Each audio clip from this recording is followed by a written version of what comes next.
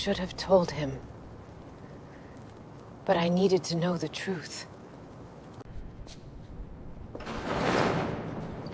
Amara walked into the trap.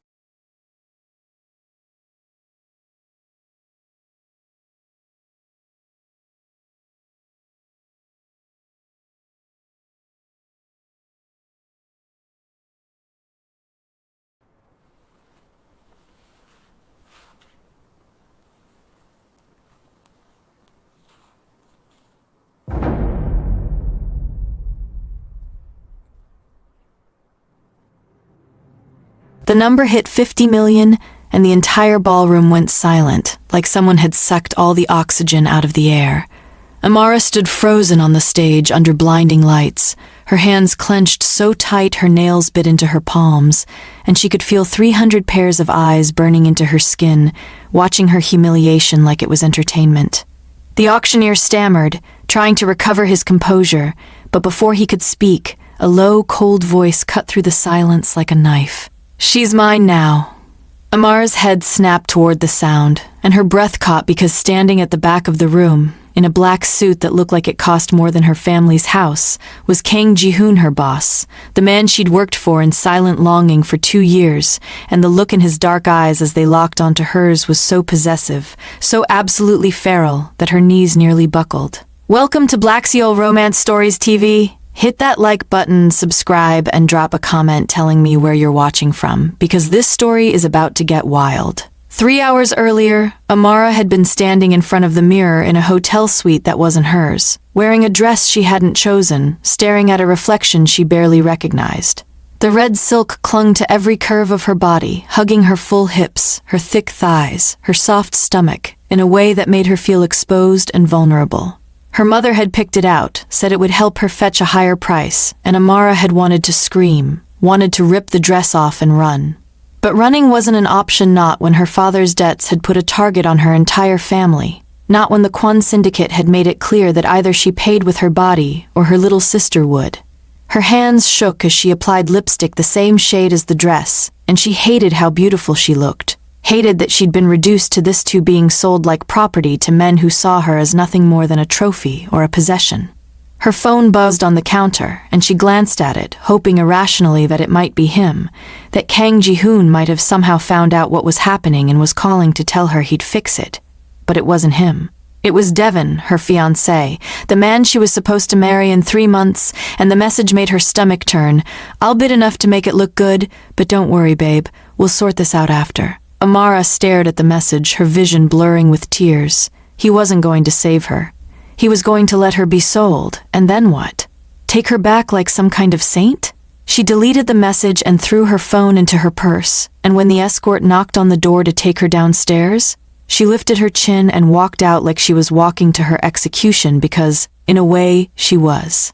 The ballroom was massive. All crystal chandeliers and marble floors and walls lined with floor-to-ceiling windows that overlooked the city. The so-called charity gala was a front, everyone knew it. The elite came here to broker deals, to buy people, to trade in flesh and power under the guise of philanthropy, and tonight, Amara was the main event. She was led onto the stage, and the lights hit her so bright she couldn't see the faces in the crowd, and for a moment, she was grateful for that. But then the auctioneer started talking, describing her like she was a piece of artwork, her education, her skills, her measurements. And she felt bile rise in her throat.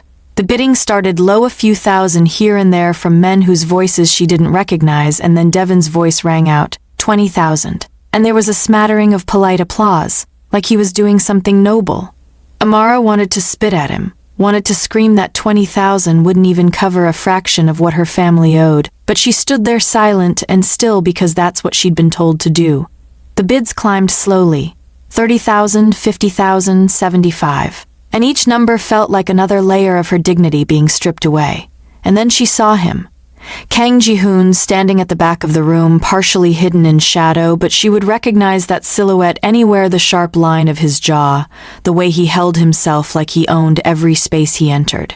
He was staring at her, and even from this distance, she could feel the intensity of his gaze.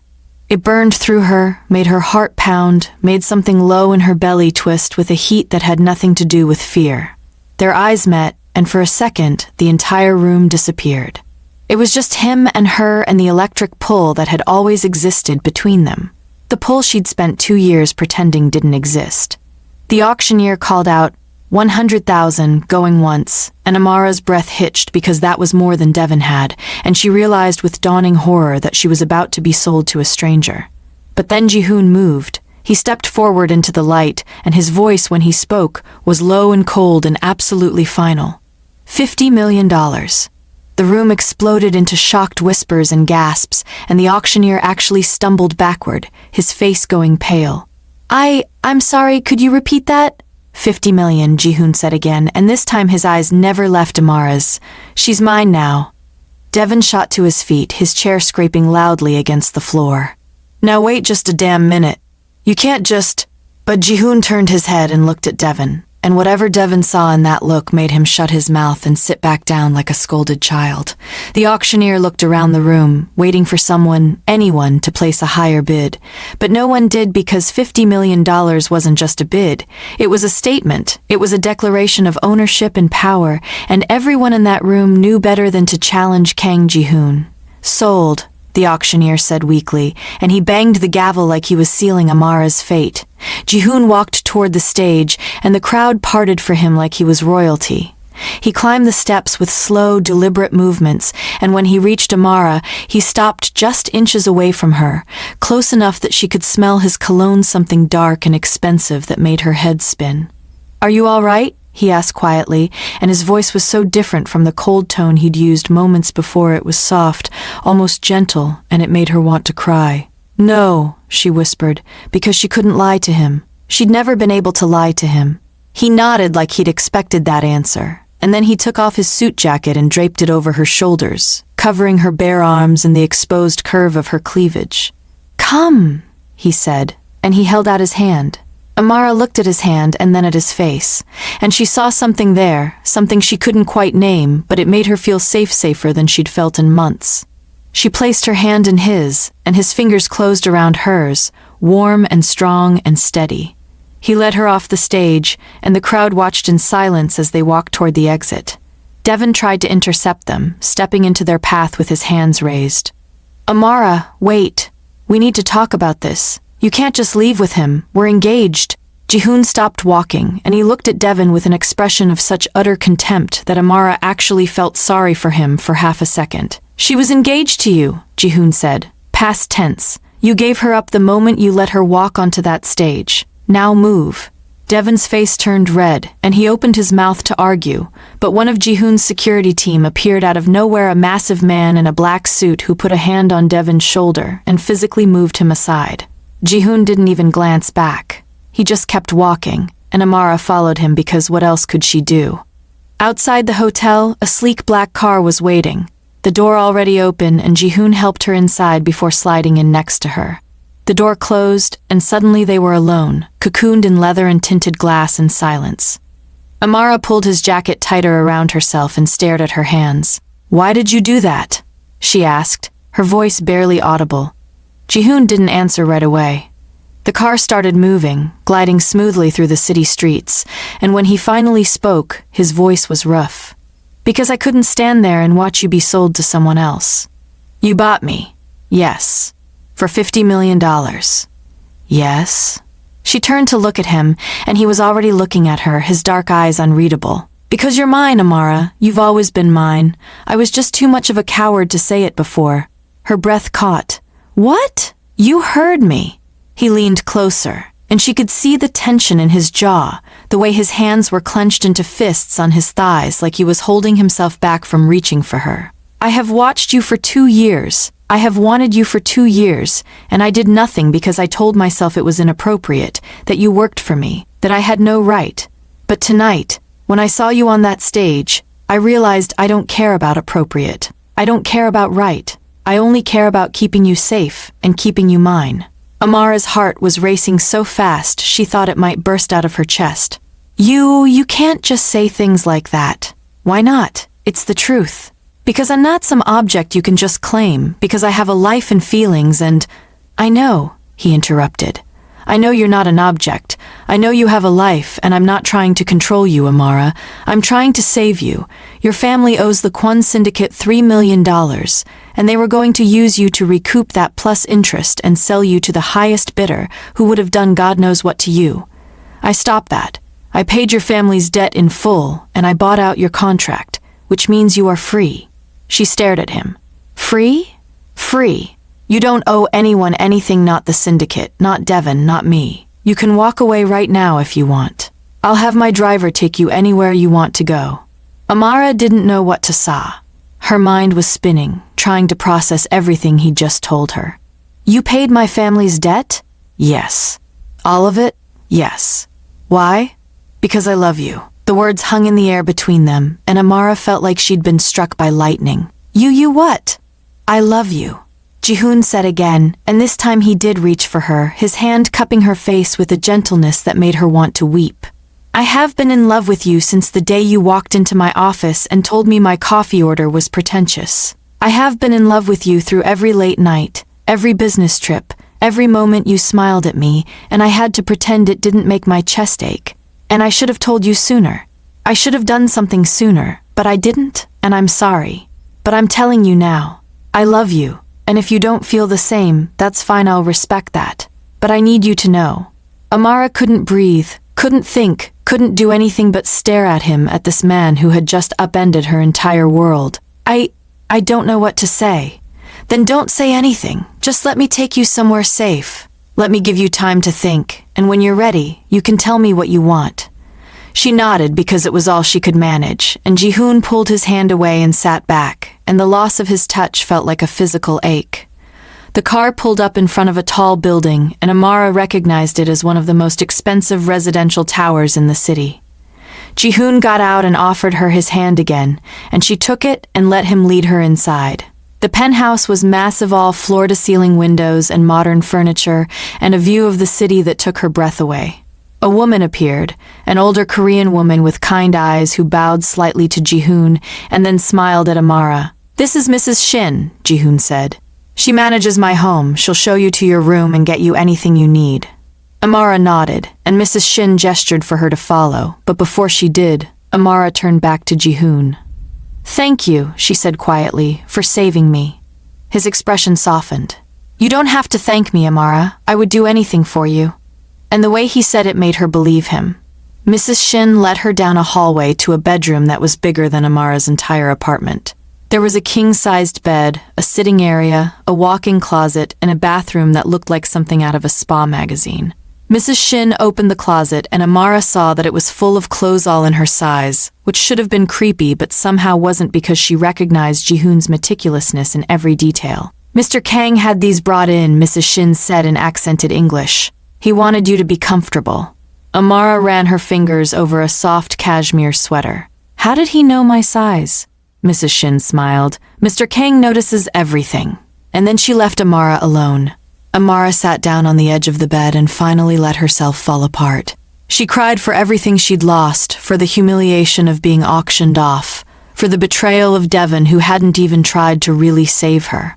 She cried for her family, for her father's weakness and her mother's desperation. And she cried because Kang Jihoon, the man she'd been in love with for 2 years, had just told her he loved her too, and she didn't know what to do with that. When she was done crying, she took a shower, washing off the makeup and the feel of all those eyes on her, and then she put on a pair of soft pajamas from the closet and climbed into bed. And she fell asleep almost immediately, exhausted by everything that had happened. The next morning, Amara woke to sunlight streaming through the windows, and for a moment, she didn't remember where she was. But then it all came flooding back, and she groaned and pulled the covers over her head. There was a soft knock on the door, and then Mrs. Shin entered carrying a tray. Good morning, Miss Amara. Breakfast. Amara sat up, and Mrs. Shin set the tray on her lap, and it was loaded with food, fresh fruit, toast, eggs, coffee, orange juice. Thank you, Amara said, and Mrs. Shin smiled and left. Amara ate slowly, trying to figure out what she was supposed to do now. She was free, Jihoon had said so, but what did that even mean? After breakfast, she got dressed in jeans and a sweater from the closet and ventured out of the bedroom. The penthouse was quiet, and she wondered if Jihoon was even here, but then she heard voices coming from what looked like a home office.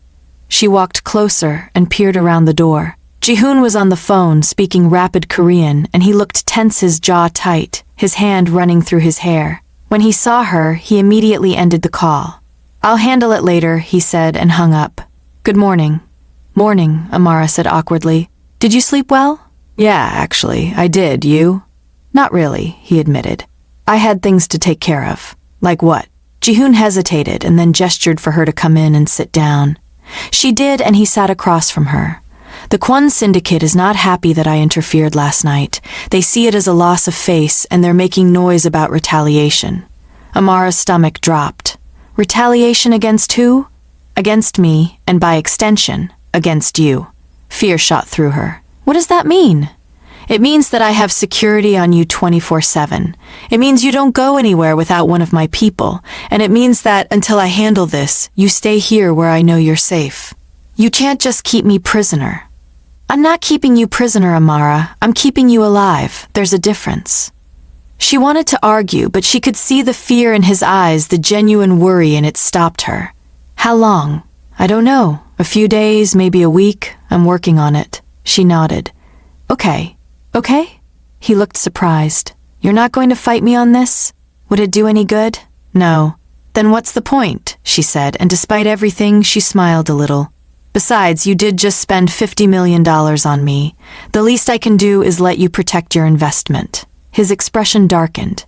"You are not an investment, Amara. You're—" He stopped himself and took a breath. "You're important to me. More important than you know." The air between them shifted, became charged, and Amara felt that pull again, the same one she'd felt on the stage, the same one she'd been fighting for 2 years. She stood up suddenly, needing distance. I should go. Let you work. Amara, wait." He stood too and closed the distance between them in 2 strides. "I meant what I said last night. I love you, and I know this is complicated, and I know you're probably scared and confused, but I need you to know that I'm not going anywhere. I'm not going to abandon you. I'm not going to abandon you. I'm not going to protect you, and when this is over, I'm going to prove to you that what I feel is real." Her breath hitched. "Jihoon, just give me a chance. That's all I'm asking."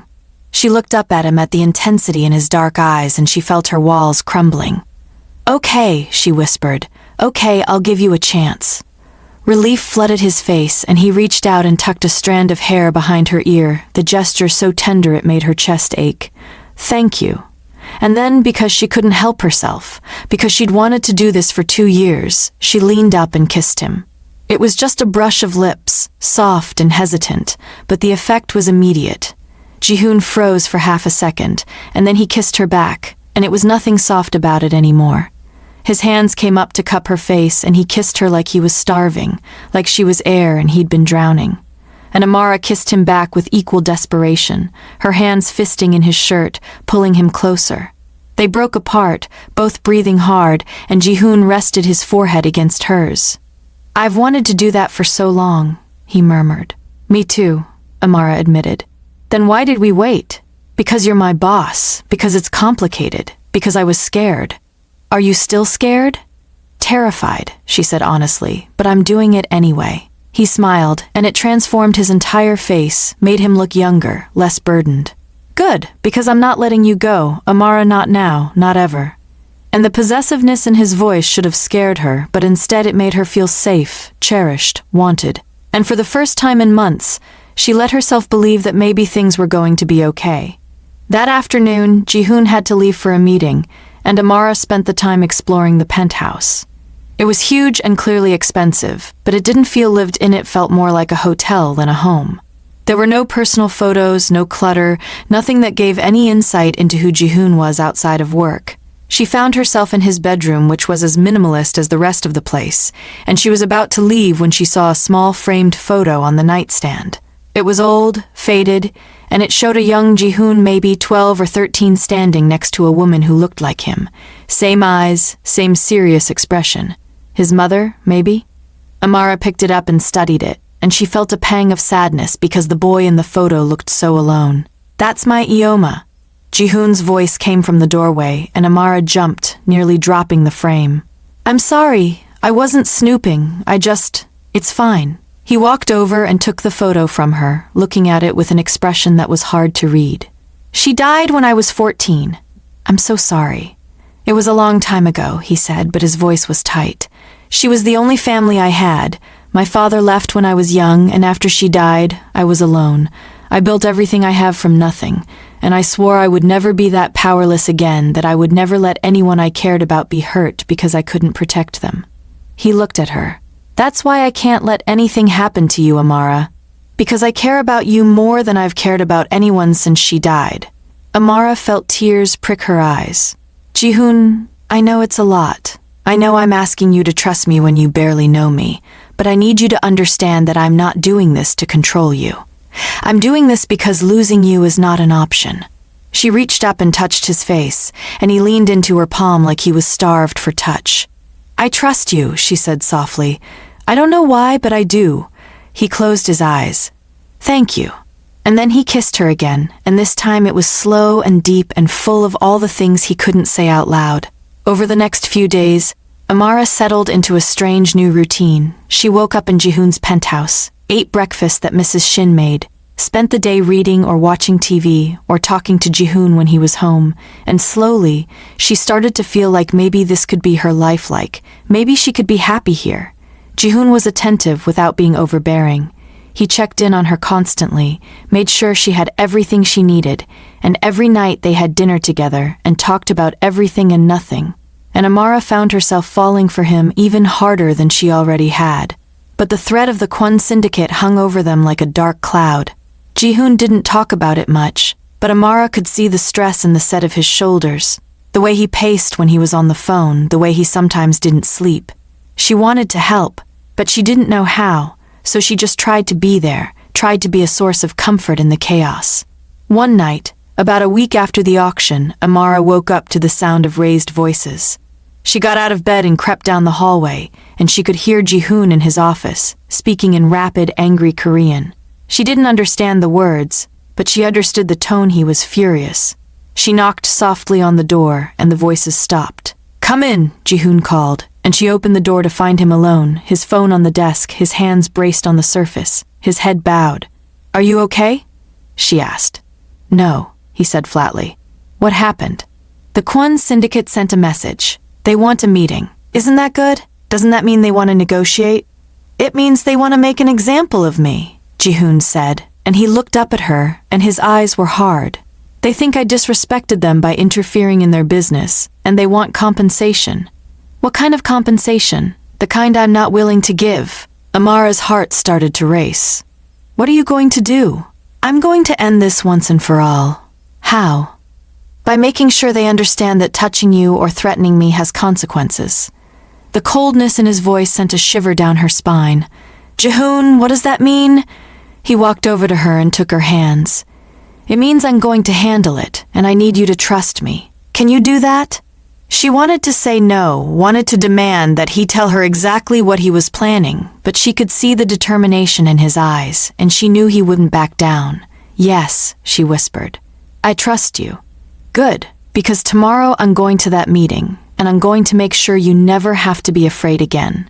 The next day, Jihoon left early, and Amara was a nervous wreck. Mrs. Shin tried to distract her with food and conversation, but nothing helped. She kept checking her phone, waiting for a message, waiting for something. And when hours passed with no word, she started to panic.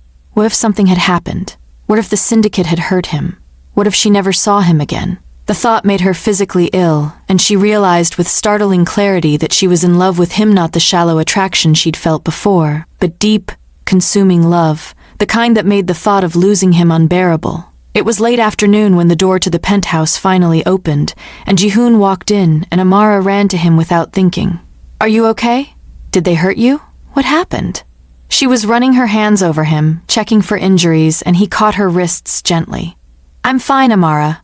I'm fine. What happened? It's over. The Kwon syndicate has agreed to leave us alone. How? I made them an offer they couldn't refuse. His smile was sharp and dangerous. And I made it very clear what would happen if they ever came near you again. Jihoon, what did you do? What I had to, he said, and he pulled her into his arms and held her tight. It's over. You're safe. Amara clung to him and she felt the tears come hot and fast. I was so scared. I know. I'm sorry. Don't ever do that again. Don't ever leave me wondering if you're coming back. I won't. I promise. He pulled back and cupped her face. Amara, I need to tell you something. What? I meant what I said. I love you, and I don't want this to be temporary. I don't want you to stay here because you have nowhere else to go. I want you to stay because you want to be with me. Her heart was pounding. I do want to be with you. Then stay. Not as my secretary, not as someone I'm protecting, but as mine, as my woman, as the person I come home to. Jihoon, I know it's fast. I know we're still figuring this out, but I'm sure, Amara. I have never been more sure of anything in my life. She looked at him, at the man who had saved her, who had protected her, who had loved her when she didn't think she deserved to be loved, and she made her choice. Yes, she said. Yes, I'll stay. Relief and joy flooded his face, and he kissed her, and this time it was different. It was a promise, a claim, a beginning. And when he picked her up and carried her to his bedroom, Amara didn't protest because she wanted this, wanted him, wanted everything he was offering. And that night they came together in a tangle of need and love and desperation, and it was everything Amara had ever dreamed of and more. Afterward they lay tangled in the sheets, and Jihoon traced patterns on her skin. I'm never letting you go, he murmured. You know that, right? Good, Amara said, because I'm not going anywhere. And she meant it, because for the first time in her life, she felt like she was exactly where she was supposed to be. The months that followed were the happiest of Amara's life. She moved her things into Jihoon's penthouse officially, and they built a life together. She quit her job as his secretary because the power dynamic felt wrong now that they were together, and instead, she started her own consulting business helping other companies with executive operations.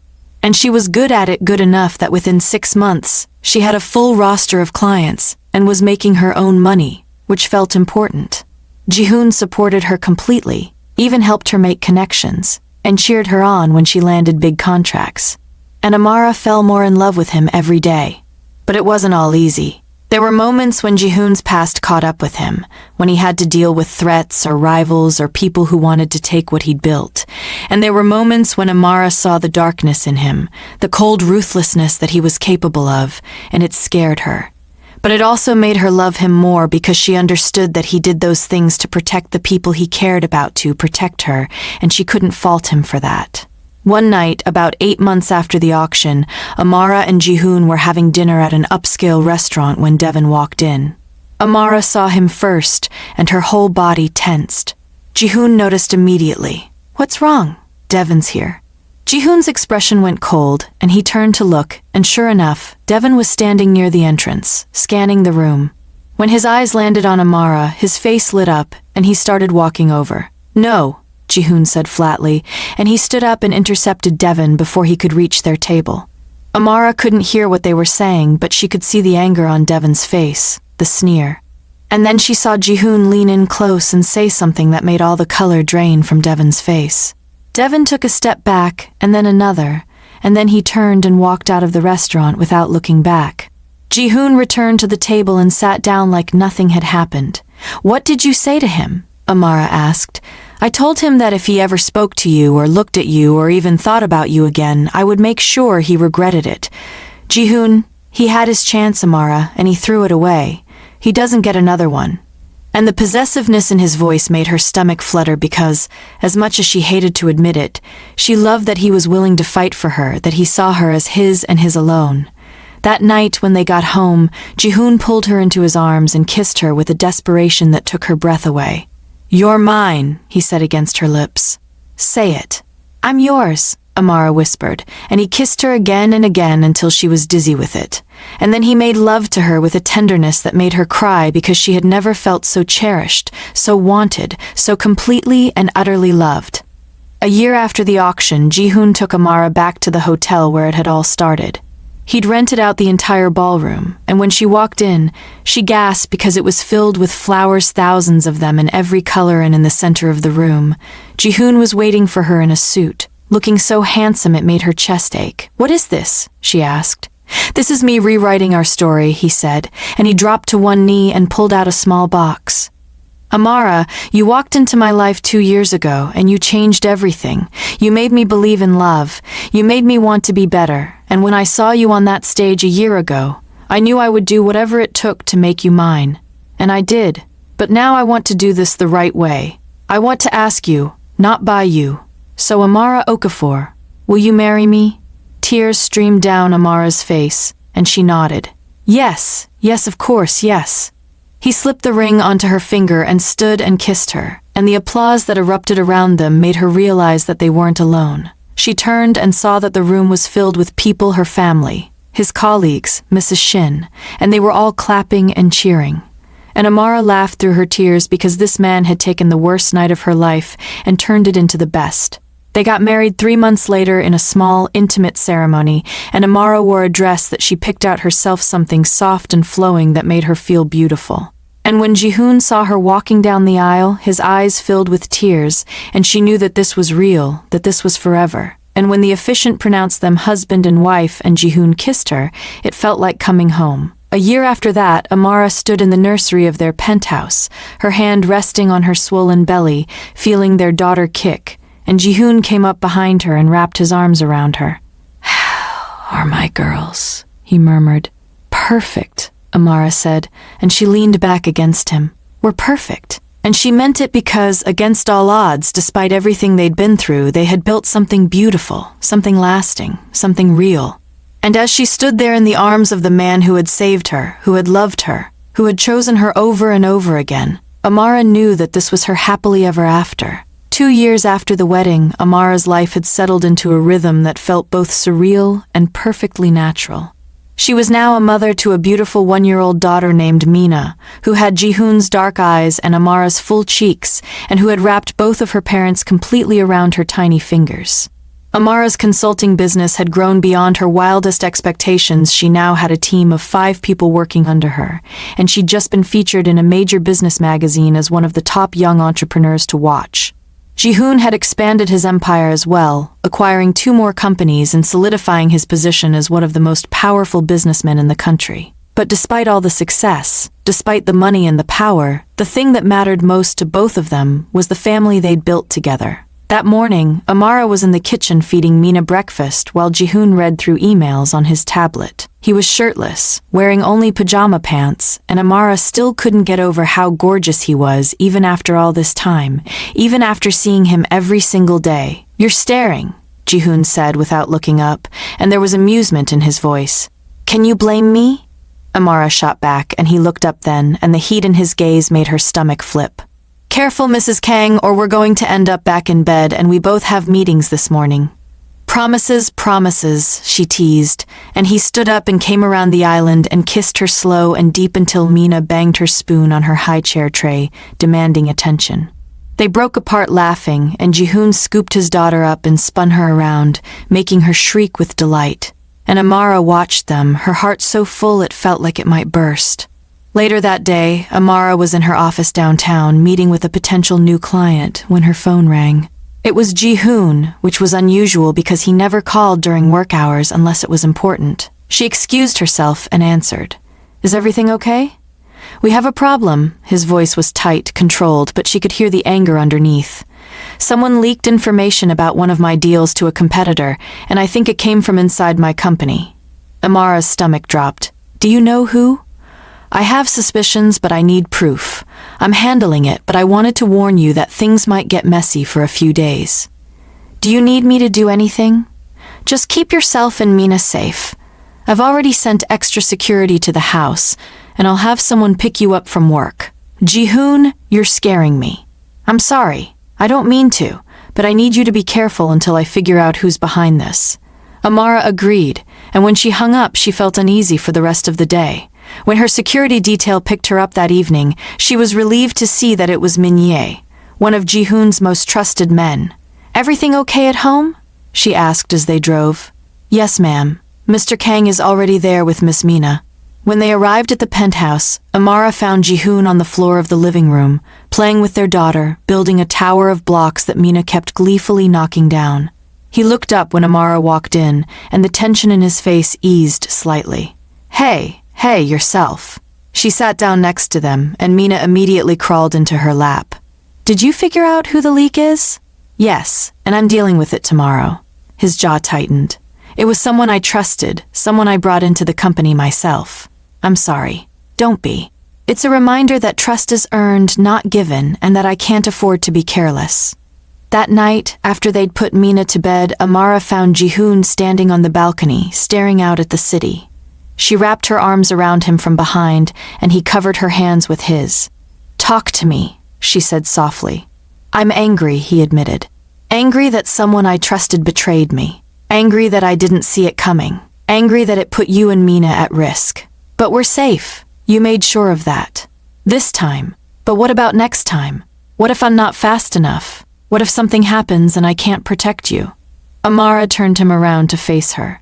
Jihoon, look at me. You have kept us safe every single day for 2 years. You have built an empire while being a husband and a father, and you've done it all while dealing with threats and betrayals and people who want to take you down, and you've never faltered, not once. So stop doubting yourself. He pulled her close and buried his face in her neck. I don't deserve you. Yes, you do, she said firmly. You deserve everything good in your life because you fought for it and you've earned it. He kissed her, then deep and desperate, and when he picked her up and carried her to their bedroom, Amara didn't protest because she knew he needed this, needed her, needed the connection and the reminder that no matter what happened, they had each other. And that night they made love with an intensity that left them both breathless. And when they finally fell asleep, tangled together, Amara felt the tension drain from Jihoon's body, and she knew that he would be okay, that they would be okay, because they always were. The next day, Jihoon dealt with the leak swiftly and decisively. Amara didn't ask for details, but she saw the news reports about a former executive being escorted out of Jihoon's building by security, and she knew that justice had been served. That evening, Jihoon came home early, and he seemed lighter, like a weight had been lifted. It's done, he said, and I've implemented new security protocols to make sure it doesn't happen again. Good, Amara said, and she handed him a glass of whiskey. And they sat on the couch, and he told her about his day, and she told him about hers, and Mina played at their feet. And everything felt normal again, felt right. A few weeks later, Amara got a phone call that made her blood run cold. It was her mother, and she was crying. Mama, what's wrong? What happened? It's your father. He's in the hospital. He had a heart attack. Amara's world tilted. Is he okay? They don't know. He's in surgery now. You need to come. Amara hung up and immediately called Jihoon, who was in a meeting but answered anyway. I need to go to the hospital. My father had a heart attack. I'm on my way home. We'll go together, he said, and 15 minutes later he was there. And they left Mina with Mrs. Shin and drove to the hospital in tense silence. When they arrived, Amara's family was in the waiting room, her mother, her 2 younger sisters, and they all looked up when she walked in. Her mother burst into fresh tears, and Amara hugged her. He's still in surgery, her mother said. They said it was a massive heart attack. They don't know if he's going to make it. Amara felt like she couldn't breathe. Her relationship with her father was complicated. He was the reason she'd been auctioned off in the first place. But he was still her father, and the thought of losing him was unbearable. Jihoon stayed by her side, his hand a steady presence on the small of her back. And when the doctor finally came out hours later and said that her father had survived but was in critical condition, Amara sobbed with relief. Over the next week, Amara spent every day at the hospital, sitting by her father's bedside while he recovered. He was weak and frail, and when he finally woke up and saw her, he started to cry. I'm so sorry, Amara. I'm so sorry for what I did to you, for what I put you through. It's okay, Papa, she said, even though it wasn't entirely true, even though the wounds from that night still ached sometimes. I forgive you. I don't deserve your forgiveness. I sold you. I let them take you because I was too weak to face my own mistakes. But someone saved me, Amara said, and she looked back at Jihoon, who was standing in the doorway. And because of that, I found something I didn't even know I was looking for. Her father looked at Jihoon, and there was shame and gratitude in his eyes. Thank you for taking care of my daughter, he said hoarsely, for giving her the life I couldn't. Jihoon nodded. She's my family now, and I protect my family. And the way he said it made Amara fall in love with him all over again. Her father recovered slowly but steadily, and during that time, Amara's relationship with her family shifted. They'd always been close, but her father's brush with death made them all realize how fragile life was and how important it was to hold on to the people you loved. Her mother apologized for pushing her to wear that red dress, for not fighting harder to stop the auction. And Amara forgave her because holding on to anger felt pointless now. 2 months after her father's heart attack, Amara was at home working in her office when Jihoon came in with an envelope. "This came for you," he said, and handed it to her. She opened it, and inside was an invitation to a charity gala, the same charity gala where she'd been auctioned off 2 years ago. Her hands started to shake. "They have some nerve," she said, "inviting me back there after what they did." "They probably don't remember," Jihoon said, "or they don't care. These people move on quickly. They've already moved on to their next scandal, their next victim." "I'm not going," Amara said firmly. "I'm never setting foot in that place again." "What if we went together?" Jihoon said. "What if we walked in there as a united front and showed everyone that you're not a victim anymore, that you're strong and successful and happy?" Amara looked at him. "Why would I want to do that?" "Because facing your fears is empowering. Because showing up and showing them that they didn't break you is the ultimate revenge." She thought about it, and she hated that he was right-hated, that the idea of going back to that ballroom made her want to throw up, but also hated the idea of letting fear control her. "Okay," she said finally. "We'll go, but I'm wearing whatever I want, and I'm not staying longer than an hour." Jihoon smiled.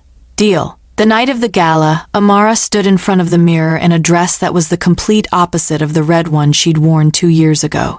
This one was black, elegant, understated, and it made her feel powerful. She'd lost some of the baby weight, but she was still curvy, still soft, and she loved her body, loved the way Jihoon looked at her like she was the most beautiful thing he'd ever seen.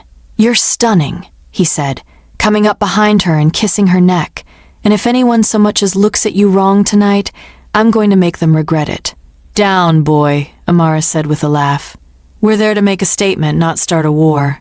"I make no promises," he said, and they left. When they arrived at the hotel, Amara felt her stomach clench with anxiety, but Jihoon took her hand and squeezed, and she took a deep breath and walked inside.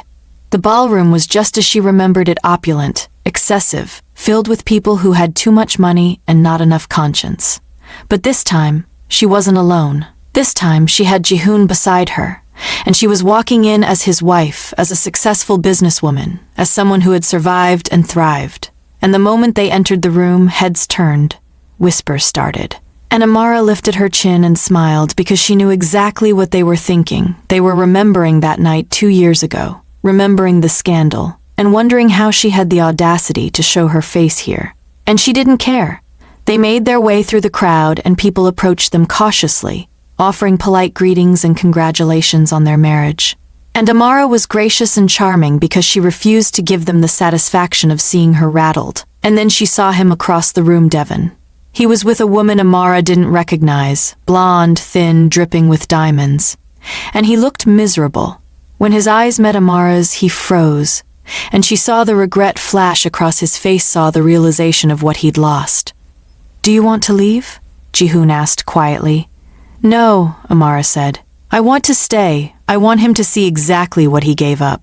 They stayed for exactly 1 hour, and in that time, Amara laughed and talked and danced with Jihoon. And she felt lighter than she had in years because she realized that this place, this night, didn't have power over her anymore. She had taken back her narrative, had turned her story into one of strength and resilience and love.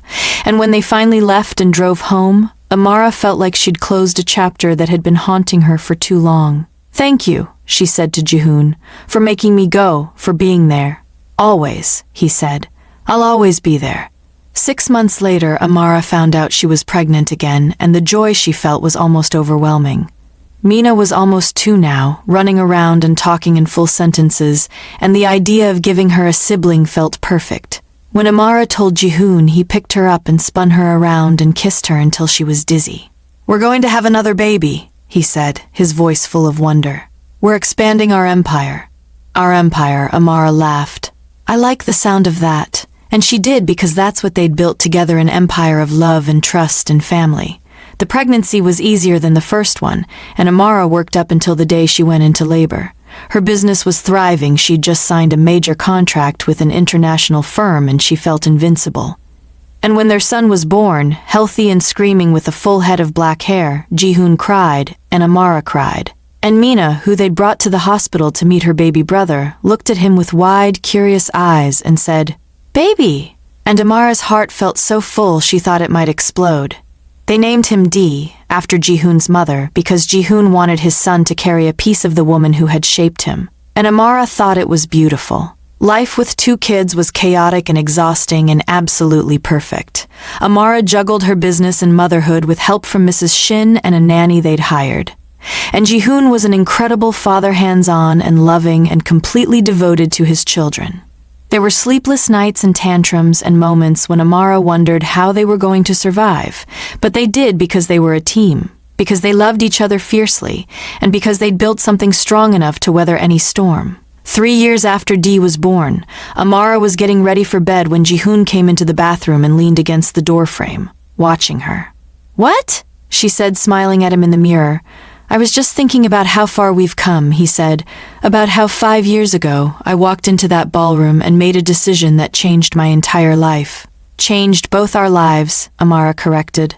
"Do you ever regret it?" he asked, and there was vulnerability in his voice that still surprised her after all these years. "Not for a single second," she said, and she turned to him. "You saved me, Jihoon, in every way a person can be saved, and I will never regret that. I will never regret you." He crossed the room and pulled her into his arms and kissed her forehead. "I love you," he said. "I love you more than I ever thought I could love anyone, and I will spend the rest of my life making sure you know that." "I know," Amara said softly. "I've always known." And she had, because Jihoon showed her every single day in the way he looked at her, in the way he touched her, in the way he protected their family, in the way he built a life with her that was safe and beautiful and full of love. But their peace was shattered one night when Amara got a call from an unknown number. She almost didn't answer, but something made her pick up. "Hello? Amara Kang?" The voice on the other end was unfamiliar, male and cold. "Who is this?" "That doesn't matter. What matters is that I have information about your husband, information that could destroy everything he's built." Amara's blood ran cold. "What are you talking about?" "Meet me tomorrow at noon at the address I'm about to text you. Come alone and I'll tell you everything. If you don't, your husband's empire will crumble and you'll go down with him." The line went dead, and a moment later, a text came through with an address. Amara stared at her phone, her hands shaking. Jihoon walked in then, fresh from putting the kids to bed. "What's wrong? You look like you've seen a ghost."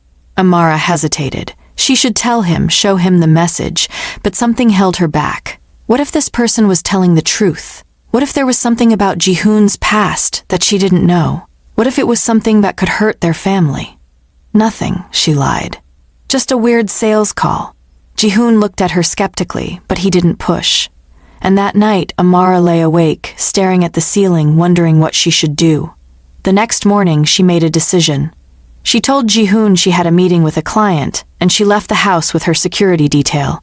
But instead of going to her office, she gave them an address across town, the warehouse district, the address from the text. "Ma'am, this isn't your usual route," Minyi said from the driver's seat. "I know. I have a meeting there. Mr. Kang didn't mention anything about a meeting in this area." "It was last minute," Amara said, and she hated lying, but she needed to know what this person wanted. When they arrived at the address, a rundown warehouse that looked abandoned, Amara told Minyi to wait in the car. "I'm going in alone." "Ma'am, I can't let you do that. Mr. Kang would have my head." "I'll be fine. It's just a quick meeting. I'll be back in 10 minutes. She got out of the car before he could argue and walked toward the warehouse, her heart pounding. Inside, it was dark and dusty, and she was starting to think this was a terrible idea when a figure stepped out of the shadows. It was a man, Korean, maybe in his 50s, with a scar running down his left cheek. "Mrs. Kang, thank you for coming." "Who are you, and what do you want?" "My name is Park Jin-soo, and I used to work for your husband." Amara's stomach dropped. "What do you mean, used to?" "I was part of his organization before he went legitimate, before he cleaned up his image and became the respectable businessman he is today. I know about Jihoon's past. He's never hidden it from me." "Oh, but he has," Park said with a cruel smile. "He's hidden the worst parts, the parts that would make you question everything. Did he tell you about the people he's hurt? The deals he's made? The blood on his hands? Get to the point, Amara said, her voice shaking. What do you want? I want what I'm owed. Your husband pushed me out when he decided to go clean, and I lost everything. And now I'm going to take everything from him, starting with you. Amara took a step back. You're insane if you think I'm going to help you. I don't need your help. I just need you gone, Park said, and he pulled out a gun. Amara screamed and turned to run, but before she could take 2 steps, the door burst open, and Jihoon stormed in with Min Yi and 3 other security guards behind him. Get away from my wife! Jihoon's voice was deadly, and Park swung the gun toward him. Jihoon, how nice of you to join us. I was just getting to know your lovely wife. Put the gun down, Park. This is over. It's not over until I say it's over. You ruined my life, Kang, and now I'm going to ruin yours. Everything happened at once. Park's finger tightened on the trigger. Jihoon lunged forward, and a gunshot rang out. Amara screamed, and then there was chaos. Min-ye and the guards tackled Park, and the gun went skittering across the floor. And Jihoon was on the ground, and Amara ran to him. Jihoon, oh my God, are you hit? Are you okay? I'm fine, he said, and he was fine. The bullet had missed, but Amara was shaking so hard she could barely stand. Jihoon pulled her into his arms. What were you thinking coming here alone? You could have been killed. He said he had information about you. He said he was going to destroy you, Amara said through her tears. I had to know. I had to protect you.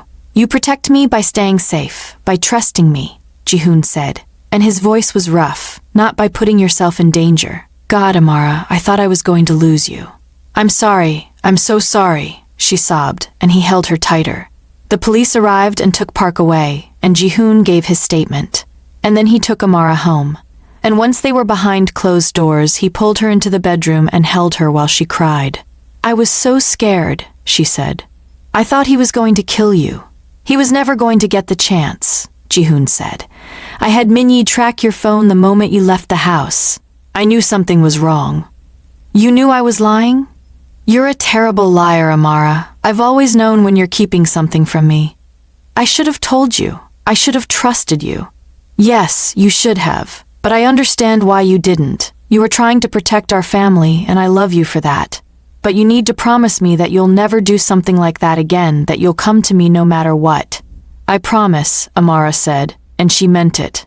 The encounter with Park had shaken her badly, had reminded her that even though they'd built this beautiful life, there were still people out there who wanted to destroy it. That night, Amara couldn't sleep. She kept replaying the moment when Park had pulled the gun, kept seeing the look in Jihoon's eyes when he'd burst through the door. Jihoon held her close and whispered reassurances, but it took days before Amara felt like she could breathe normally again. A week later, Jihoon came home with news. Park is going to prison for a long-time attempted murder, illegal possession of a firearm, extortion. He's done. Good, Amara said, and she meant it. But I need you to understand something, Jihoon said, and he took her hands. My past is always going to be there. There are always going to be people like Park who feel like I wronged them, who want revenge. I can't change that. All I can do is protect you and our children and make sure that the life we've built is strong enough to withstand whatever comes. I know, Amara said, and I'm not afraid because I have you. And I have you, Jihoon said, and that's all we need. The incident with Park became a turning point for Amara. She realized that she couldn't live in fear, that she had to trust Jihoon completely and let him handle the threats that came their way. And she did. She focused on her business, on their children, on building a life that was full of joy and love and laughter. And slowly the fear faded, replaced by a deep, abiding peace.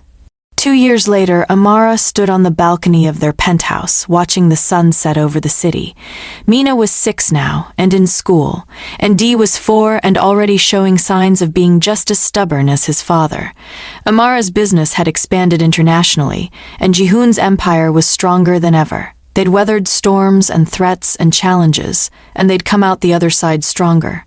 She felt Jihoon's arms wrap around her from behind, and she leaned back against him. What are you thinking about? He asked.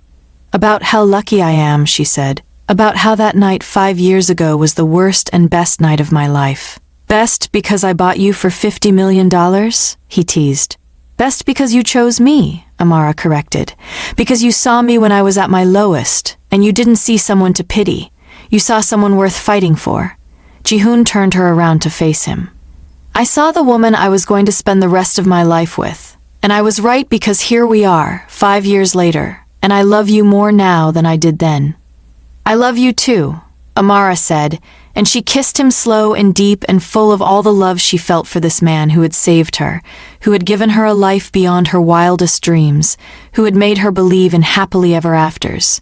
And as they stood there, wrapped in each other's arms, with their children playing inside and the city spread out below them, Amara knew that this was her forever, and she wouldn't change a single thing.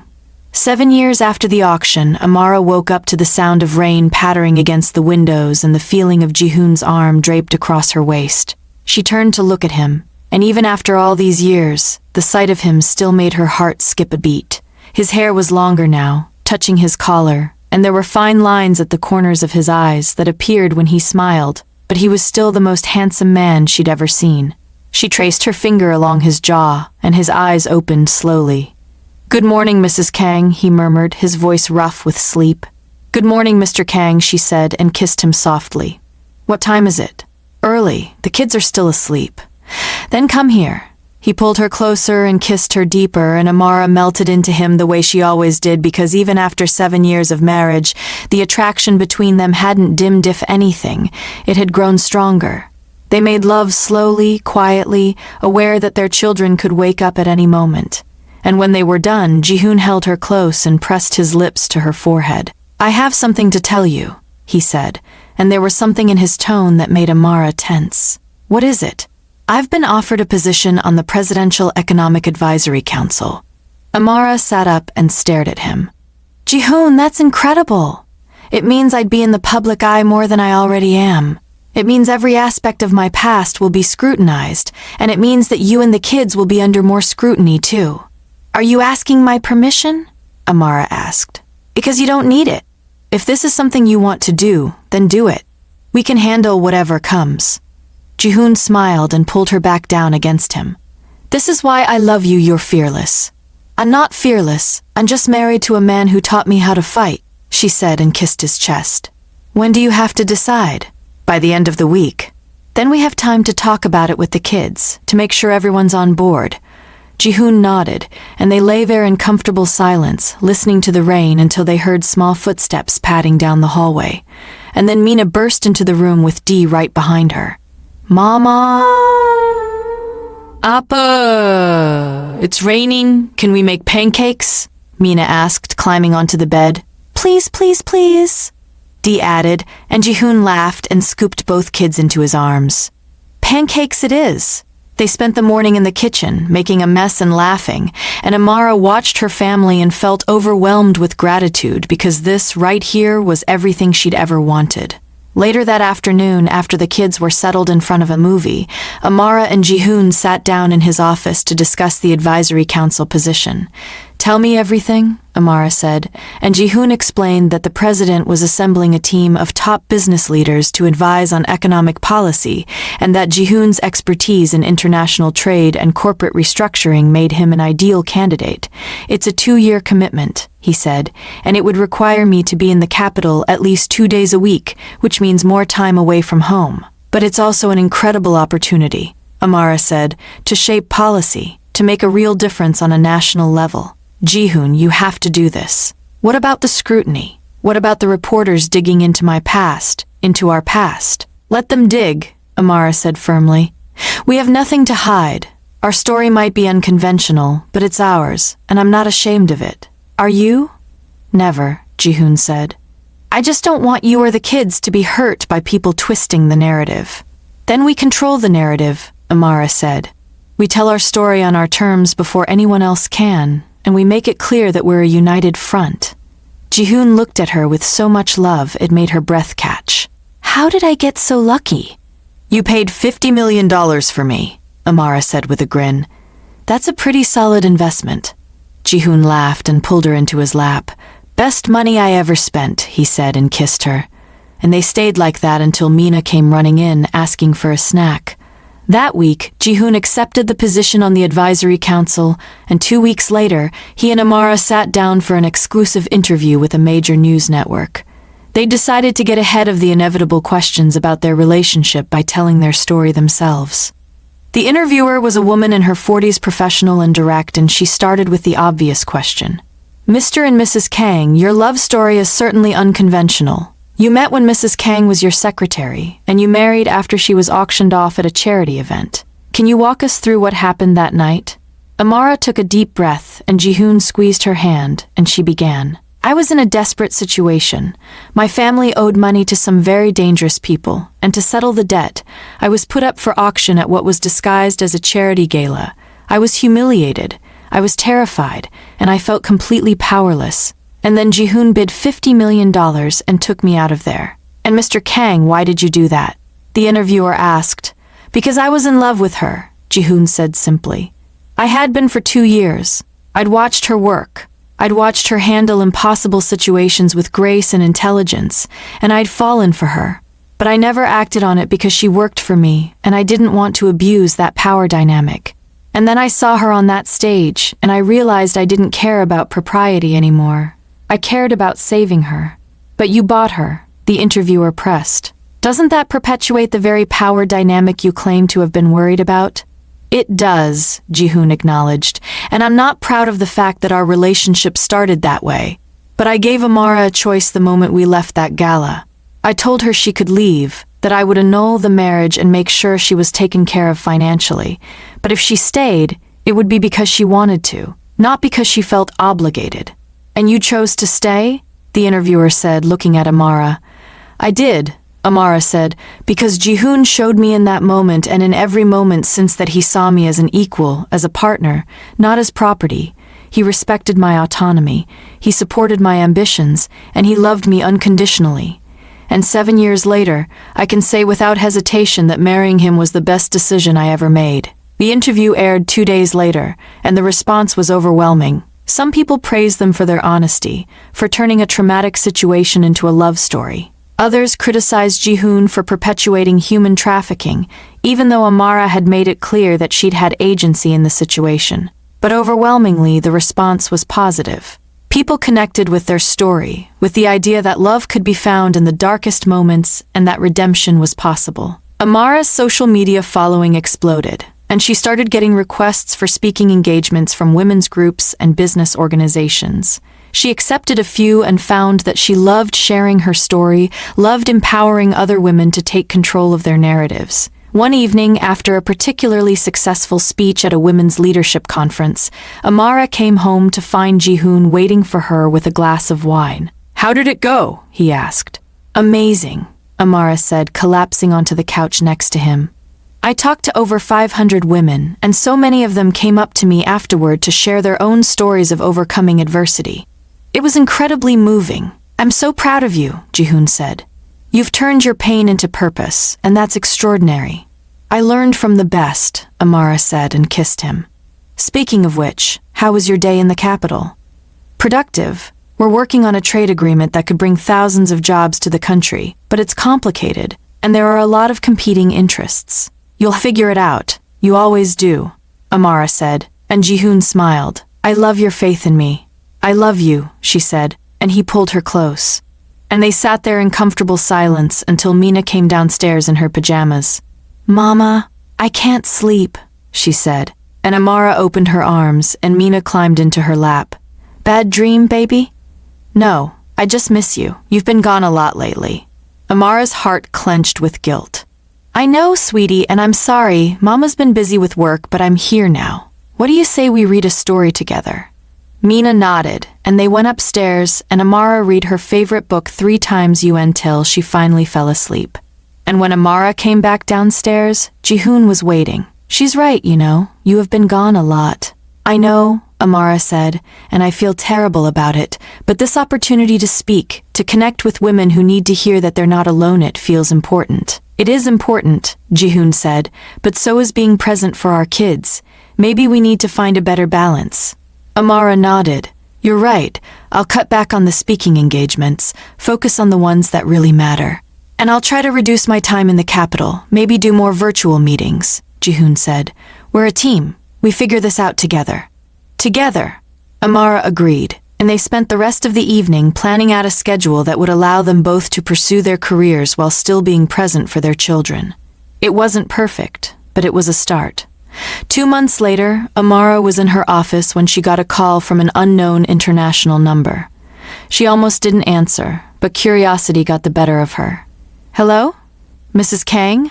My name is Dr. Sarah Chen. I'm a professor at Oxford University, and I'm reaching out because I'd like to invite you to speak at our annual Women's Leadership Symposium. Amara nearly dropped the phone. Oxford? Yes. We read about your story, and we were incredibly moved. We think our students would benefit enormously from hearing about your journey from trauma to empowerment. I don't know what to say, Amara stammered. Say yes, Dr. Chen said with a laugh. We'll cover all your expenses, and we'd be honored to host you. Amara agreed, and when she hung up, she immediately called Jihoon. You're not going to believe this, she said, and told him about the invitation. Amara, that's incredible, he said. You have to go. It's in London. It's a week-long symposium. I'd have to be away from the kids. We'll manage. Mrs. Shin and I can handle things here, and this is a once-in-a-lifetime opportunity. You can't pass it up. Are you sure? I'm sure. Go to Oxford, knock their socks off, and then come home and tell me all about it. 6 weeks later, Amara was standing in a lecture hall at Oxford University in front of 200 students and faculty members telling her story. She talked about the auction, about the humiliation and fear. She talked about Jihoon's intervention and the choice she'd made to stay. She talked about building her business, about becoming a mother, about learning to use her voice and her platform to help others. And when she was done, the applause was thunderous, and she felt tears prick her eyes because she realized that her story mattered, that it was helping people, and that made everything she'd been through worth it. After the talk, students lined up to ask questions and share their own stories, and Amara stayed for hours, talking to each one, giving advice, offering encouragement. That night, she called Jihoon from her hotel room. How are the kids? She asked. They're good. Mina has been asking when you're coming home, and Dee ate an entire plate of spaghetti by himself, Jihoon said. I miss them. I miss you. We miss you too, but we're so proud of you, Amara. What you're doing, it matters. I love you, she said. I love you too. Now get some sleep. You have another talk tomorrow. The week flew by, and when Amara finally returned home, she was exhausted but exhilarated. Mina and Dee ran to greet her at the door, and she scooped them both up and covered them with kisses. Mama, we missed you so much, Mina said. I missed you too, baby, both of you, Amara said. And then Jihoon was there, and he pulled her into his arms and kissed her, and she felt like she was finally home. How was it? He asked. Life-changing, she said. I'll tell you all about it, but first I just want to be with my family. They spent the evening together, playing games and eating dinner and putting the kids to bed. And then Amara and Jihoon curled up on the couch, and she told him everything about the symposium, about the students she'd met, about the connections she'd made. I've been thinking, she said, about starting a foundation to help women who are in situations like I was, to give them resources and support and a way out. That's a brilliant idea, Jihoon said, and I'll help however I can, funding, connections, whatever you need. You do that? Amara, I'd do anything for you, you know that. Over the next 6 months, Amara threw herself into building the foundation. She called it Rising Phoenix because it symbolized rebirth and transformation, and she partnered with organizations that helped women escape trafficking and domestic violence and exploitation. The foundation provided legal aid, financial support, job training and counseling, and the response was overwhelming. Within the first 3 months, they'd helped over 50 women, and the number kept growing. Amara hired a team to run the day-to-day operations, but she stayed involved, doing speaking engagements, fundraising, and personally mentoring some of the women. One of those women was named Joy, a young Nigerian woman who had been trafficked to Korea and forced into domestic servitude. Joy had escaped with the help of a social worker and had come to the Rising Phoenix Foundation for help. Amara took her under her wing, helped her get legal status, found her a job, and became a friend and mentor. You saved my life, Joy said to her one day as they sat in Amara's office. I didn't save you, Joy, Amara said gently. You saved yourself. I just gave you some tools. But you showed me that it was possible to survive, to thrive. You're proof that our past doesn't define us. Amara felt tears well up. Thank you for saying that. It means more than you know. Joy smiled. Can I ask you something personal? Of course. Do you ever have nightmares about that night, about being on that stage? Amara was quiet for a moment. Sometimes yes, but they're less frequent now, and when I do have them, Jihoon is there to remind me that I'm safe, that I'm loved, that I'm not that scared girl anymore. You're so lucky to have him, Joy said. I am, but I also work to build this relationship, to trust him, to let him in. And that wasn't easy, but it was worth it. That conversation stayed with Amara, and that night, she told Jihoon about it. Do you ever regret it? She asked. Regret what? The way we started. The fact that you had to buy me to save me. Don't you wish we'd met under normal circumstances? Jihoon was quiet for a long moment. Sometimes I wish you hadn't had to go through that trauma, but I don't regret the way we met because it led us here to this life, to our family, and I wouldn't change that for anything. Even though people still judge us? Even though they call you a savior and me a victim? Let them talk, Jihoon said. We know the truth, and that's all that matters. 2 years after starting the Rising Phoenix Foundation, Amara was invited to speak at the United Nations about human trafficking and women's empowerment. It was the biggest platform she'd ever had, and she was terrified, but Jihoon flew to New York with her and sat in the audience. And when she took the stage and saw him there, she felt her fear melt away. She gave the speech of her life, talking about her own experience, about the women the foundation had helped, about the systemic changes that needed to happen to protect vulnerable women. And when she was done, she received a standing ovation. Afterward, a woman approached her. She was older, elegantly dressed, and she had tears in her eyes. Mrs. Kang, I just wanted to thank you. My daughter was trafficked 5 years ago, and we lost her. She took her own life before we could save her. And hearing your story, hearing that survival is possible, it gives me some comfort, knowing that there are women like you fighting to make sure other families don't go through what we did. Amara hugged the woman, and they both cried. And in that moment, Amara knew that this was her purpose. This was why she'd survived so she could help others do the same. When they returned home, Jihoon surprised her with a celebration. He'd invited their closest friends and family, and he'd had a banner made that said, Congratulations to the most incredible woman I know. Amara was overwhelmed. You didn't have to do this, she said. Yes, I did, Jihoon said. You've worked so hard to build something meaningful, and you deserve to be celebrated. They partied late into the night, and Amara looked around at all the people she loved, at the life she'd built, and she felt so grateful. But of course, life was never without challenges. A few months later, Amara got a call that made her blood run cold. It was from a detective in Seoul. Mrs. Kang, I'm calling about a man named Trevor Matthews. He was found dead in his apartment this morning, and we found your name and contact information in his phone. Amara felt like the floor had dropped out from under her. Dead? How? It appears to be a suicide, but we're still investigating. I need to ask you some questions about your relationship with him. Amara told the detective about their past, about the failed wedding, about how she hadn't spoken to Trevor in almost 8 years. Did he ever try to contact you recently? The detective asked. No, not in years. All right. Well, if you think of anything else, please give me a call. When Amara hung up, she was shaking. Jihoon found her sitting on the floor of their bedroom, staring at nothing. What happened? He asked, and she told him. Oh my God, Jihoon said, and he pulled her into his arms. I know you two had history. Are you okay? I don't know, Amara said honestly. I mean, I haven't thought about him in years, but hearing that he's dead, it's just so sad. Do you want me to look into it? Find out what happened? No, Amara said. I think I just need to let it go. He made his choices, and I made mine, and our paths diverged a long time ago. Jihoon held her close, and she let herself grieve not for the man Trevor had been, but for the life he could have had if he'd made different choices.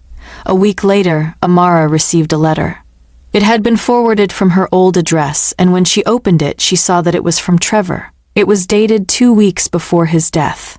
Dear Amara, I don't expect you to read this, and I definitely don't expect you to respond, but I needed to write it anyway. I needed to tell you that I'm sorry for what I did to you that night. I was a coward, and I was selfish. and I hurt you in a way that I can never take back. I've thought about you every day since then, wondered if you were happy, if you were safe. And when I saw that interview you did, I got my answer. You're thriving. You're making a difference in the world, and you're with someone who clearly loves you the way you deserve to be loved. I'm happy for you, Amara, truly. And I hope you can forgive me, not for my sake, but for yours, because you deserve to be free of any anger or resentment you might still carry. I'm not doing well. I haven't been for a long time, and I don't know how much longer I can keep going. But knowing that you're okay, that you found your happiness, it gives me some peace. Take care of yourself. And then she cried, not because she still had feelings for Trevor, but because she felt the weight of his pain and regret. Jihoon found her, and regret. Jihoon found her, and read the letter, and then he held her. He loved you in his own broken way, Jihoon said quietly, but he didn't know how to love you right. And that's his tragedy, not yours. I know, Amara said. I just wish things had been different for him. I wish he'd found help. I wish he'd found peace. You can't save everyone, Amara. You can only save the people who want to be saved. And Amara knew he was right, but it still hurt. She decided to do something in Trevor's memory. She made a donation to a mental health organization in his name and wrote a letter to his family expressing her condolences. And it helped her find closure. The past was the past, and while it had shaped her, it didn't define her anymore. What defined her was the life she'd built, the family she'd created, the work she was doing, and the love she shared with Jihoon. 10 years after the auction, Amara and Jihoon renewed their vows. They talked about it for months, wanting to celebrate a decade of marriage and wanting to do it in a way that was meaningful. They decided on a small, intimate ceremony on a beach in Jeju Island with just their immediate family and closest friends. Mina, who was now 11, helped Amara pick out her dress, a simple, flowing white gown that made her feel beautiful. And Dee, who was 9, walked her down the aisle because Amara's father had passed away the year before from another heart attack. When Amara reached Jihoon, he was crying openly, and she felt her own tears start to fall. You look beautiful, he whispered. And you look like the man I've loved for 10 years, she whispered back. The officiant kept the ceremony short, and then it was time for the vows. Jihoon went first.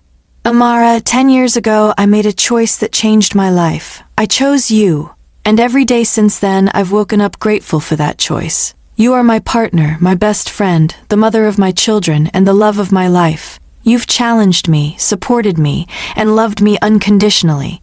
And I promise to spend the rest of my life doing the same for you. I love you more today than I did 10 years ago, and I'll love you even more 10 years from now.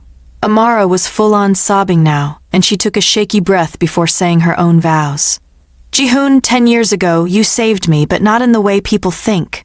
You didn't save me by buying me. You saved me by seeing me, by valuing me, by giving me the space to become the woman I was meant to be. You've been my rock, my safe place, my home. And I can't imagine my life without you. I promise to keep choosing you every single day, to keep building this beautiful life with you, and to love you with everything I have for as long as I live. They exchanged rings, simple bands that they'd designed together, and then the officiant pronounced them husband and wife again. And Jihoon kissed her like it was the first time and the last time, all at once. The celebration afterward was joyful and full of love. Mina and Dee gave speeches that made everyone laugh and cry. Amara's mother talked about how proud she was of her daughter and how grateful she was to Jihoon for loving her.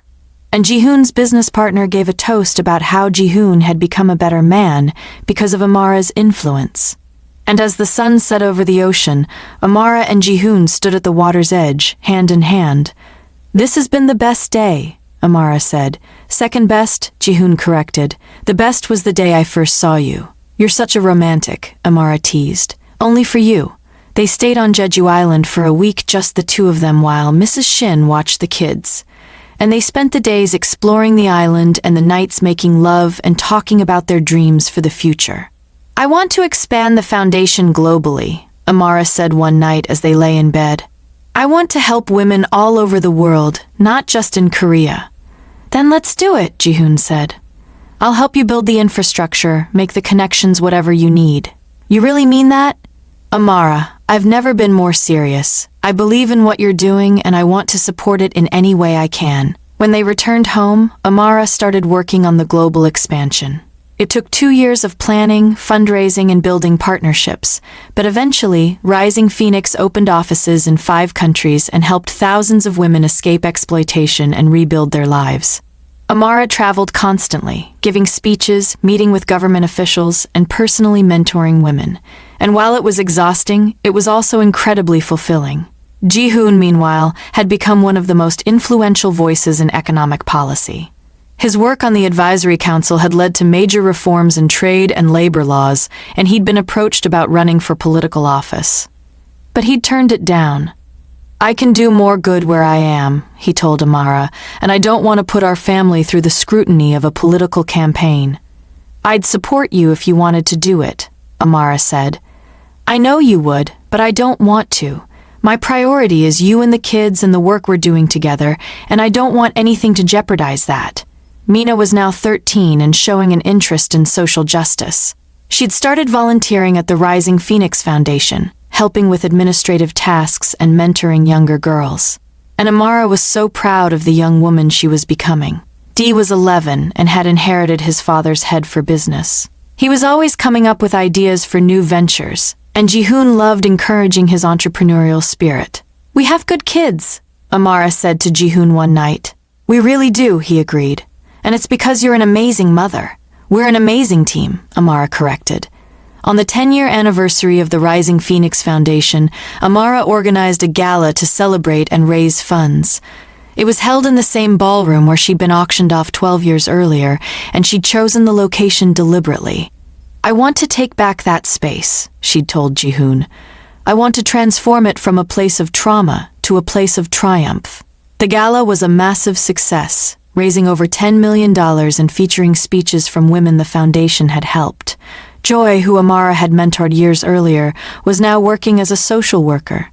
And she gave a particularly moving speech about how the foundation had saved her life.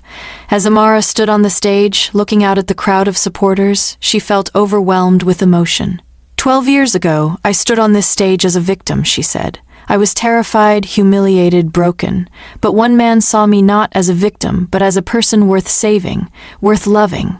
And he changed my life. But this foundation isn't about me. It's about all the women who need someone to see them, who need someone to believe in them. And because of your support, we've been able to be that someone for thousands of women. So thank you from the bottom of my heart. Thank you." The applause was deafening, and when she stepped off the stage, Jihoon was waiting for her. "I'm so proud of you," he said and kissed her. "I couldn't have done any of this without you," Amara said. "We're a team, remember?" That night, after the gala, after they'd gotten home and checked on the kids, Amara and Jihoon stood on the balcony of their penthouse, looking out at the city. "Do you ever think about what your life would be like if I hadn't walked into that ballroom?" Jihoon asked. "Sometimes," Amara admitted, "and it scares me because I don't think I'd be here. I don't think I'd have survived. What do you think your life would be like?" "Empty," Jihoon said without hesitation. "I'd have money and power and success, but I wouldn't have love. I wouldn't have purpose. I wouldn't have you." Amara turned to face him. "I love you, Kang Jihoon. I've loved you for 12 years, and I'll love you for 12 more and 12 more after that." "Forever," Jihoon said. "Forever," Amara agreed, and they kissed under the stars, and in that moment, everything was perfect. 15 years after the auction, Amara stood in front of a mirror, adjusting the collar of her blazer. She was getting ready for the biggest speech of her career, a TED talk that would be broadcast globally, and she was nervous in a way she hadn't been in years. Jihoon came up behind her and rested his hands on her shoulders. "You're going to be amazing," he said. "What if I freeze? What if I forget everything I wanted to say? Then you'll improvise. You always do." He turned her around to face him. "Amara, you've spoken in front of kings and presidents and the United Nations. A TED talk is nothing." "It feels like everything," she admitted, "because this is my chance to reach millions of people, to tell them that survival is possible, that transformation is possible." "And you will," Jihoon said firmly, "because your story is powerful, and you know how to tell it. Now go out there and change some lives." Amara kissed him. "I love you. I love you too. Now go before you're late." The TED talk was being filmed in Seoul, and when Amara walked onto that red circle and saw the audience and the cameras, she took a deep breath and began. 15 years ago, I was sold," she said, and the audience went silent. I was put on an auction block and sold to the highest bidder for $50 million. And that night, I thought my life was over. But I was wrong because the man who bought me didn't see me as property. He saw me as a person, and he gave me a choice, and that choice changed everything. She told her story in vivid detail, the fear, the humiliation, the moment Jihoon walked into that ballroom and declared that she was his. She talked about the days and weeks that followed, about learning to trust him, about falling in love, about building a life together. She talked about starting the Rising Phoenix Foundation, about helping thousands of women escape exploitation, about turning her pain into purpose. "I'm not here to tell you that being sold was a good thing," she said. "I'm here to tell you that what matters is what you do after the trauma, how you choose to move forward, how you choose to reclaim your power. And I chose to fight. I chose to build. I chose to love. And that has made all the difference."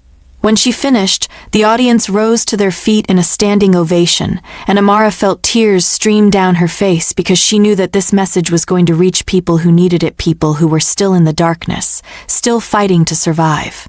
The TED talk went viral.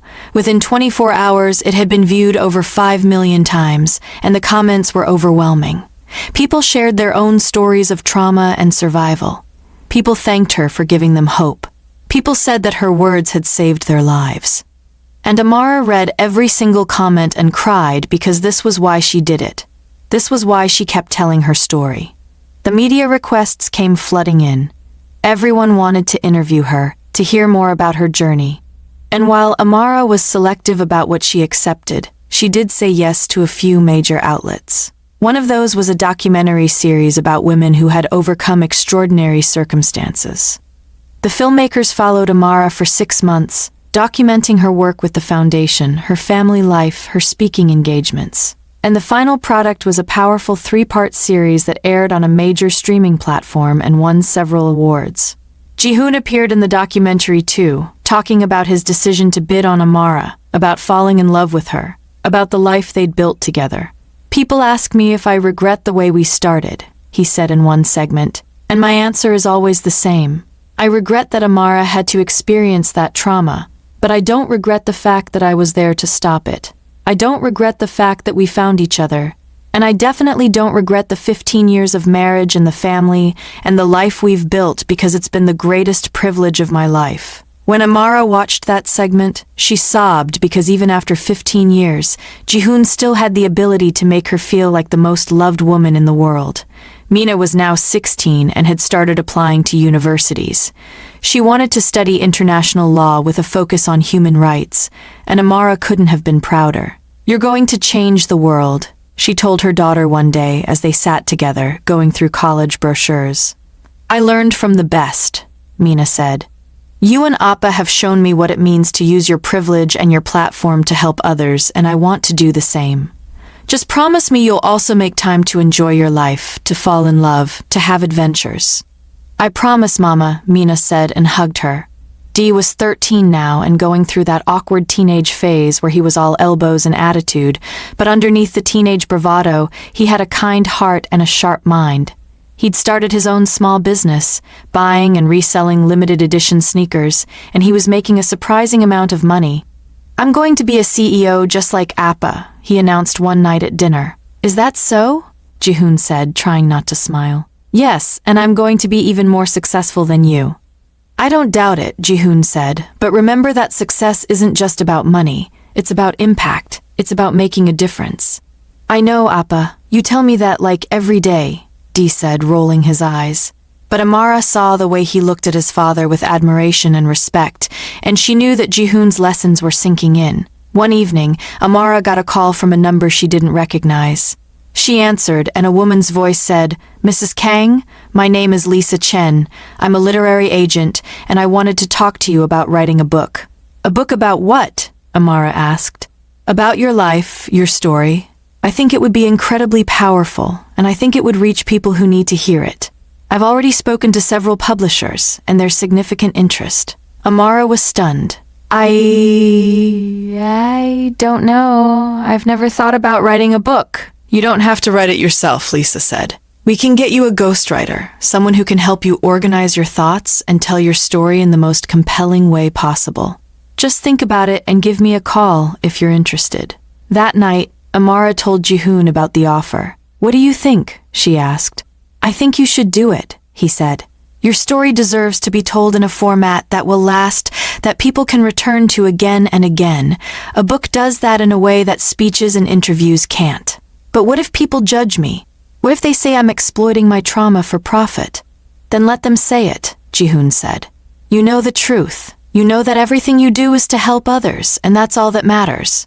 Amara thought about it for a week, and then she called Lisa back. Let's do it, she said. Writing the book took 2 years. It was harder than Amara had anticipated because it meant revisiting every painful memory, every moment of fear and humiliation and trauma. But it was also cathartic. It was healing to put words to experiences that she'd carried in silence for so long. The ghostwriter was a woman named Rebecca, who was patient and compassionate and who helped Amara shape her story into something cohesive and powerful. They titled the book Bought But Not Broken, My Journey from Auction Block to Empowerment, and when it was finally published, it debuted at #1 on the bestseller list. The book tour was intense. Amara traveled to 20 cities in 30 days, doing readings and signings and interviews. And everywhere she went, people showed up, hundreds and sometimes thousands of people who wanted to hear her story, who wanted to meet her, who wanted to tell her that her words had changed their lives.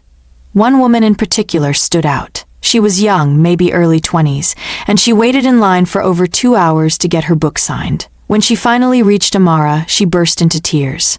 Thank you, she sobbed. Thank you for writing this.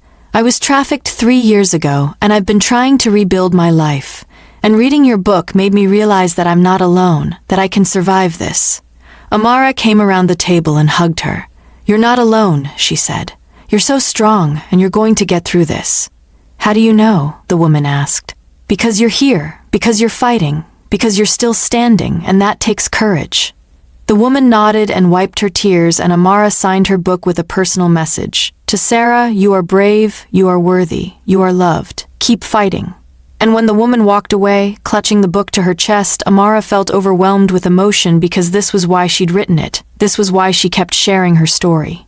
When the book tour ended, Amara was exhausted but fulfilled. She came home to find Jihoon and the kids waiting for her with a banner that said, Welcome home, Mama, we're so proud of you. And she broke down crying. I missed you all so much, she said, pulling them into a group hug. We missed you too, Mina said, but we watched all your interviews and you were amazing. Yeah, Mama, you're like famous now, Dee added. I was always famous, Amara joked. Now I'm just more famous. They all laughed and spent the evening together, and Amara realized that this, right here, was what mattered more than the book sales, more than the accolades, more than anything. It was her family. That night, after the kids had gone to bed, Amara and Jihoon sat on the balcony, wrapped in a blanket, looking at the stars. I've been thinking, Jihoon said. About what? About slowing down. I've been working non-stop for 20 years, and I'm tired. I want to spend more time with you and the kids. I want to travel. I want to enjoy the life we've built instead of always chasing the next deal, the next opportunity. Are you saying you want to retire? Amara asked, surprised. Not retire exactly, but maybe step back, delegate more, let the next generation take over. Jihoon, if that's what you want, then I support you completely. What about you? Are you ready to slow down? Amara thought about it. I don't think I can stop completely. The foundation needs me, and there are still so many women who need help. But I can be more intentional about how I spend my time. I can focus on the work that really matters and let go of the rest. So we're doing this? We're entering our slower era? Jihoon said with a smile. I guess we are, Amara said and kissed him. But let's make a pact. No matter how slow we go, we keep prioritizing us. We keep dating. We keep making time for each other. Deal, Jihoon said, and they sealed it with a kiss. Over the next year, both Amara and Jihoon made good on their promises. Jihoon promoted his second-in-command to CEO and transitioned into a chairman role that required far less day-to-day involvement. and Amara hired an executive director for the Rising Phoenix Foundation, someone who could handle operations while Amara focused on strategy and advocacy, and with the extra time, they traveled. They took Mina and Dee to Japan, to Europe, to Africa, showing them the world and teaching them about different cultures. They also spent more time alone, going on date nights and weekend getaways and falling in love with each other all over again. One night, they were in Paris, celebrating their 17th wedding anniversary, and Jihoon surprised Amara with a private dinner on a rooftop overlooking the Eiffel Tower. "This is incredible," Amara said, looking around at the candles and flowers and the view. "You deserve incredible," Jihoon said. "You deserve everything."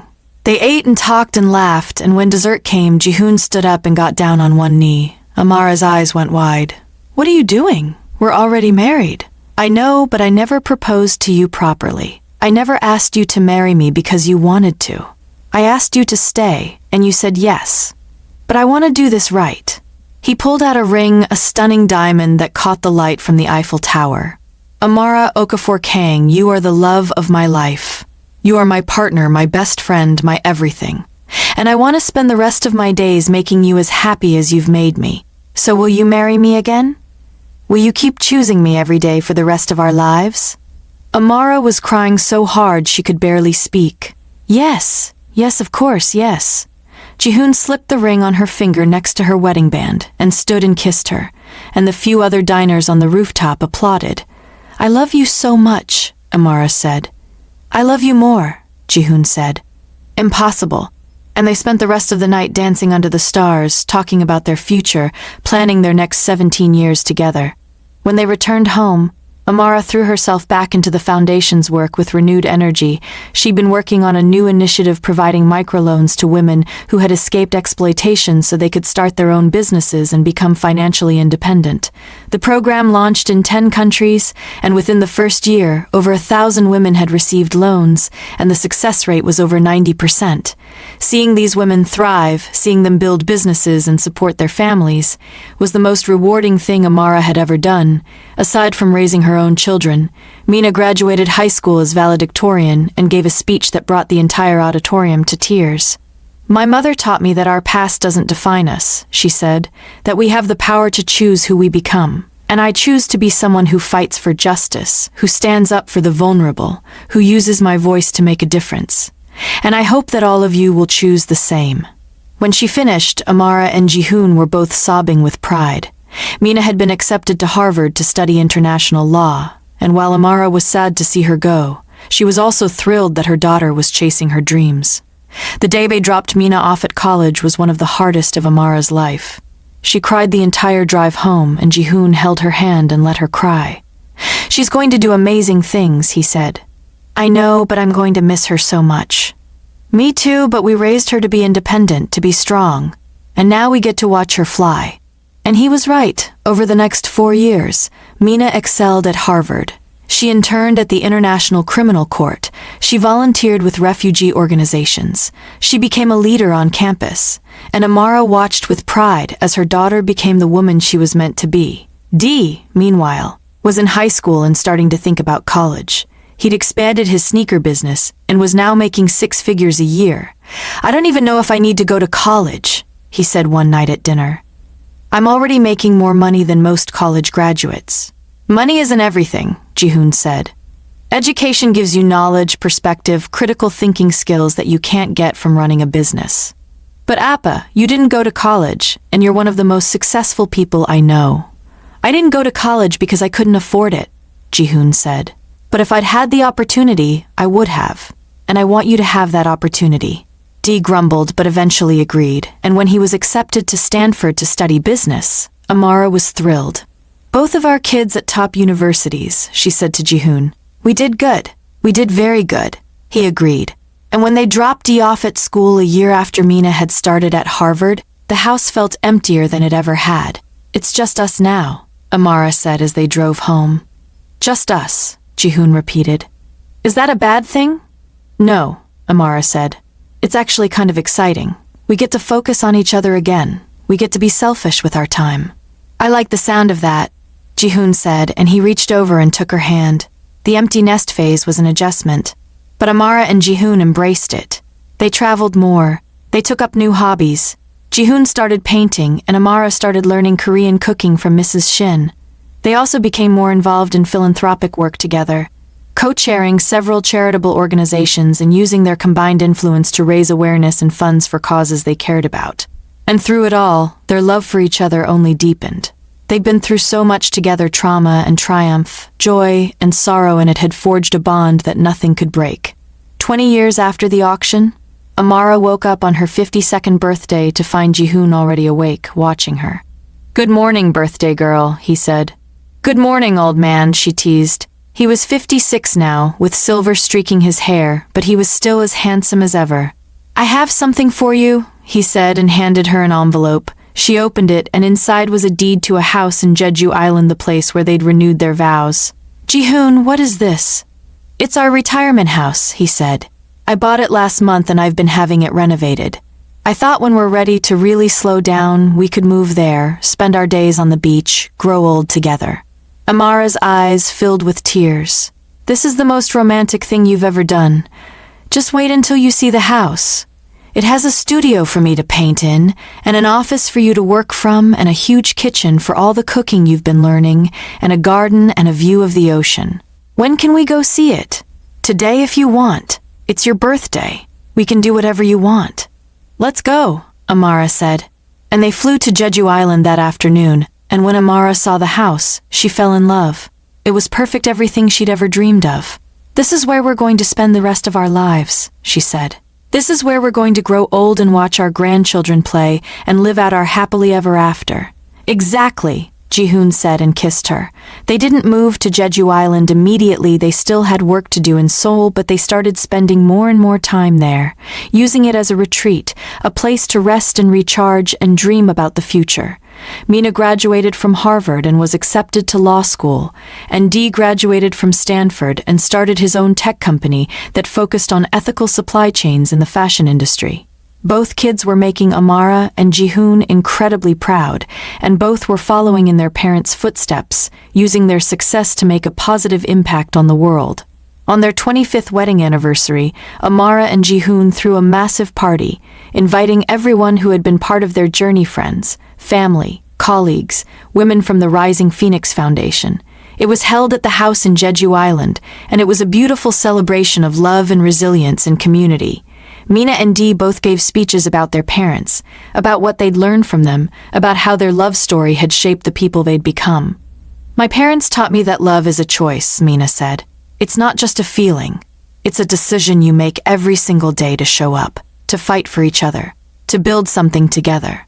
And watching them over the past 25 years has shown me what real love looks like." Dee was next. "My parents also taught me that your past doesn't define you," he said. "My mom could have let that night at the auction break her, but she didn't. She chose to rise. She chose to fight. She chose to turn her pain into purpose. And my dad chose to stand beside her every step of the way. And that's the kind of partnership I hope to have someday." When they finished, Amara was sobbing, and Jihoon had his arm around her, holding her close. "We have incredible kids," she whispered. "We really do," he agreed. As the sun set over the ocean, Jihoon took Amara's hand and led her down to the beach, away from the party. "I have one more surprise for you," he said.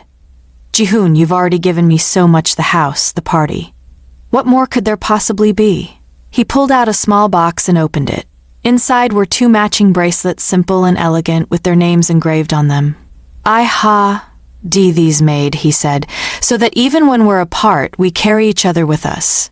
He slipped one onto Amara's wrist, and she slipped the other onto his. "I love you, Kang Jihoon," she said. "I have loved you for 25 years, and I will love you for 25 more and 25 more after that. Forever," Jihoon said. "Forever," Amara agreed. And they kissed as the sun dipped below the horizon, painting the sky in shades of orange and pink and purple. It was the perfect end to a perfect day. And as they walked back to the party, hand in hand, Amara thought about how far they'd come from that terrible night at the auction to this beautiful life they'd built. And she felt overwhelmed with gratitude because she knew that she was exactly where she was supposed to be, with exactly who she was supposed to be with. 5 years later, Amara was 70 years old, and Jihoon was 74, and they were living full-time in Jeju Island. The Rising Phoenix Foundation was still operating in 15 countries now, run by a team of dedicated professionals, and Amara served on the board, providing guidance and support but no longer involved in day-to-day operations. Jihoon had fully retired and spent his days painting and gardening and doting on his grandchildren.